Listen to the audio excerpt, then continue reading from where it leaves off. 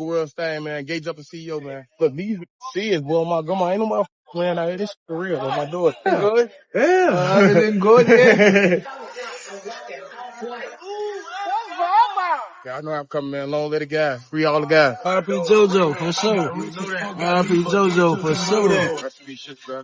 Long live Bang. Long live Baby. Long live Mr. Borderline Inglewood of aggression, but we got both of them, you know? Another important lesson people can take from this situation is understanding the difference between being respected and being safe. In a lot of street cultures, respect becomes everything. People want their names solidified. They want validation from their neighborhood. And they want people to know they stood tall through jail time, hardship, or conflict. But sometimes the same reputation that earns respect can also keep a person tied to danger long after they're trying to move forward. That's why so many people who genuinely want a new life still struggle to fully escape old problems. The streets rarely forget history, and the internet makes it even harder because old issues, old videos, and old beefs constantly get recycled for entertainment. You also have to think about the pressure that comes with returning home after a long prison sentence. When somebody comes home after doing close to a decade, there's usually pressure to reconnect with everybody, show face, prove they're still respected, and jump back into the culture they left behind.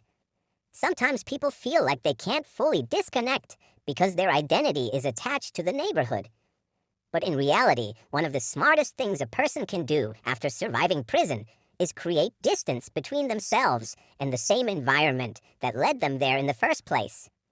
Not because they're weak, but because growth sometimes requires isolation and change.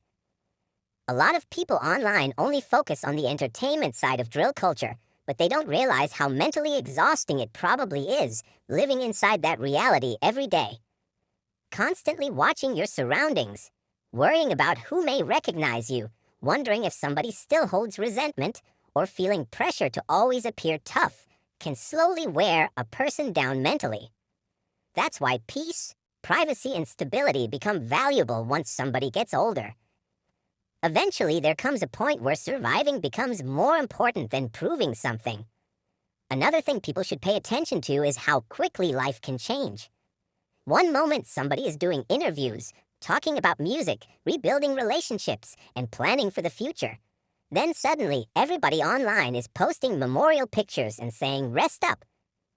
Situations like this are reminders that people should stop taking time for granted. Too many people assume they always have tomorrow, especially when they've already survived so much.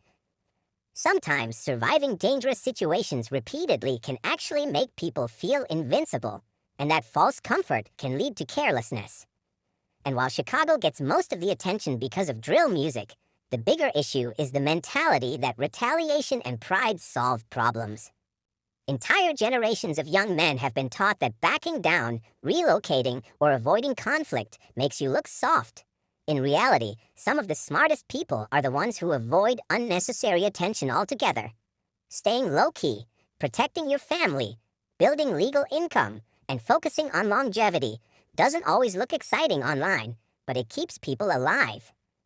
At the end of the day, stories like Stain's leave behind more questions than answers.